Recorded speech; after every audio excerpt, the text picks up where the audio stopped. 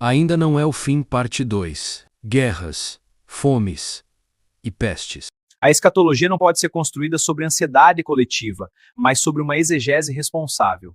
O problema do nosso tempo não é a falta de sinais, mas o excesso de interpretações apressadas. Existem irmãos sinceros que olham para as notícias nos jornais, para a instabilidade geopolítica, para o surgimento de novas epidemias, para o avanço tecnológico, e concluem de imediato: os sinais estão todos aí. Contudo, quando abrimos o texto do Evangelho de Mateus no capítulo 24, não encontramos um convite ao desespero e ao pânico, mas um chamado ao discernimento. E o eixo hermenêutico que deve governar qualquer leitura séria é a declaração de Cristo em Mateus 24, 21, onde Jesus diz: porque haverá então grande tribulação, como nunca houve desde o princípio do mundo até agora, nem jamais haverá.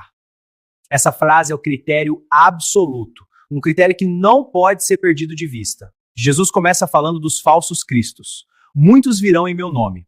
A história da igreja é marcada por muitos que diziam ser o Messias ou enviados especiais dele, arcada por líderes carismáticos, seitas apocalípticas e movimentos que reivindicaram a autoridade divina exclusiva.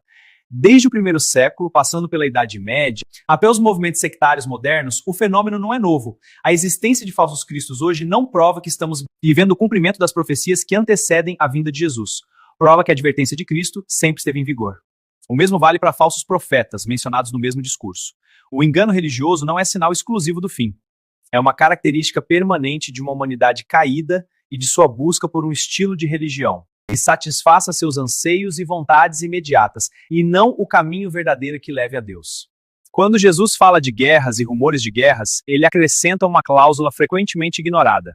Jesus diz: olhai, não vos assusteis, mas ainda não é o fim. O século XX testemunhou 2 guerras mundiais, genocídios sistemáticos, bombas nucleares, conflitos ideológicos globais. Nação contra nação, reino contra reino não é novidade histórica. Somente a Segunda Guerra resultou em dezenas de milhões de mortos, devastou continentes inteiros e introduziu a ameaça nuclear global. Se a tribulação final será singular, então ela não pode ser equiparada a conflitos regionais ou tensões geopolíticas atuais. Hoje existem conflitos, sim, tensões globais, sim, instabilidade diplomática, sim, mas ainda não se equiparam ao que aconteceu em outros momentos históricos, como os ocorridos no século passado. Se tais eventos fossem o clímax definitivo, Mateus 24, 21 já teria sido cumprido em proporções inquestionáveis. O que Cristo descreve não é a mera continuidade da violência humana, mas um período cuja intensidade ultrapassa todos os precedentes. Fomes, pestes e terremotos também aparecem na lista apresentada por Jesus. A humanidade já enfrentou pandemias devastadoras, colapsos alimentares e catástrofes naturais que dizimaram populações inteiras. Isso não relativiza o sofrimento atual, apenas impede que olhemos para os acontecimentos do presente como se fossem incomparáveis. Se já houve pestes com taxas de mortalidade proporcionalmente superiores, ainda não estamos diante do como nunca houve. Desde Gênesis 3, a criação geme. Fomes devastaram continentes inteiros em séculos passados. No século XX, testemunhou crises alimentares que dizimaram milhões. A fome na China entre 1959 e 1961 matou dezenas de milhões. A fome na Ucrânia, Holodomor, devastou populações inteiras. A grande fome irlandesa foi catastrófica.